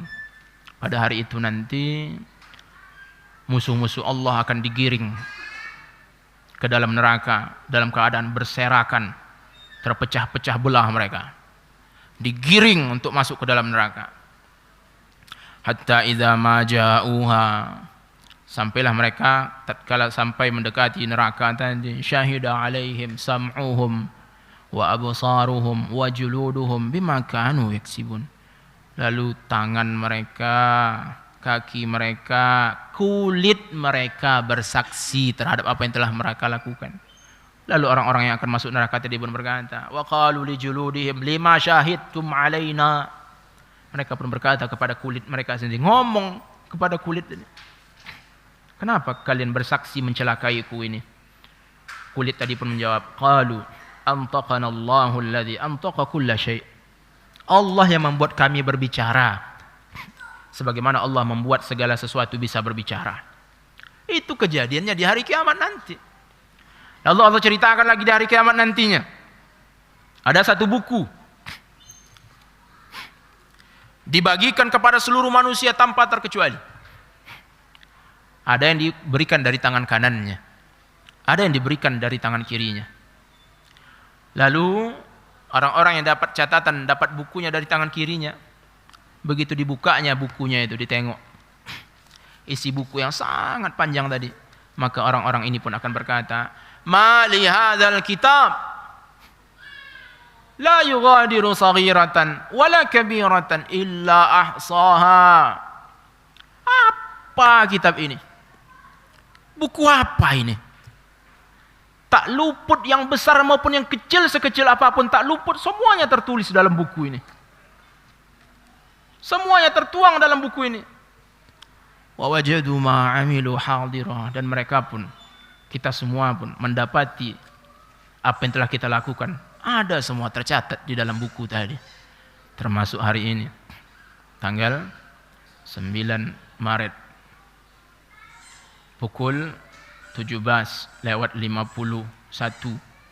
si fulan berada di Masjid Al-Imam Syafi'i di bulan Ramadan mendengarkan kajian tausiah dan seterusnya, tertuang di situ. Tertuang. Jadi Bapak dan Ibu dimuliakan Allah Subhanahu wa taala, hari-hari itulah yang sangat dipahami oleh para sahabat Nabi, maka angan-angan mereka pun tadi seperti itulah yang terjadi dalam harapan-harapan mereka. Jadi harapan mereka tadi adalah harapan yang seperti itu, harapan yang didorong dengan ketakutan. Lalu tatkala sampai di bulan Ramadan, maka fokus mereka pun menjadi sangat optimal dalam bulan Ramadan, karena mereka punya harapan dan mereka punya rasa takut yang luar biasa. Maka Ramadan tadi dimaksimalkannya semaksimal apa yang ada pada diri mereka, sampai-sampai mereka sholat tarawihnya, qiyamul lailnya Ada yang sampai berpegangan terhadap tongkat, dinding dan lain sebagainya. Kok bisa seperti itu? Karena begitulah yang mereka lakukan tatkala takut tadi telah mendorong harapan mereka, lalu harapan dan takut tadi telah bersatu sehingga ada langkah yang mereka lakukan, dan benarlah berarti mereka sedang berharap bukan sedang berangan-angan. Jadi para sahabat Nabi radhiyallahu anhum ajma'in, itulah harapan-harapan mereka yang mungkin tak pernah kita bayangkan. Semoga kita pun semuanya memiliki harapan-harapan yang indah pula, lalu selaras dengan perbuatan kita.